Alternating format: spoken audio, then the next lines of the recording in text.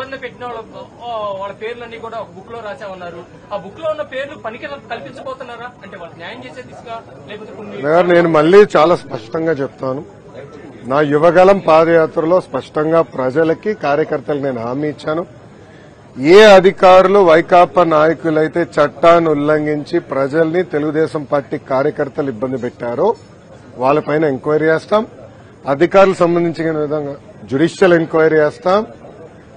Enquiry నివేదిక మేరకు service నుంచి డిస్మిస్ చేసి జైలుకు పంపించడానికి కూడా నేను వెనకాడను అని ఆనాడు ప్రజలకి చెప్పా, కార్యకర్తలకు చెప్పా. అది ప్రజలు ఒప్పుకున్నారు. అందుకే ఈరోజు ఎప్పుడు లేని విధంగా మనకు మ్యాండేట్ వచ్చింది. తప్పనిసరిగా ఇచ్చిన మాట, ఇచ్చిన హామీ నేను నిలబెట్టుకుంటాను. ఇప్పుడు ఆనాడు శాసనసభ సాక్షిగా మా తల్లిని అవమానించారు.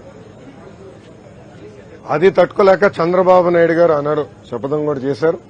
మళ్లీ ముఖ్యమంత్రిగా ఈ సభలో అడుగు పెడతానని ఆనాడు చెప్తాం జరిగింది. ప్రజలు అది గమనించారు. అందుకే ఇలాంటి మ్యాండేట్ మాకు ఇచ్చారు. మీరు ఈ ఎన్నికల ప్రచారంలో కానివ్వండి, గతంలో మేము అధికారంలో ఉన్నప్పుడు కానివ్వండి, ఎప్పుడు కుటుంబ సభ్యులు జోలికి వెళ్ళలేదు.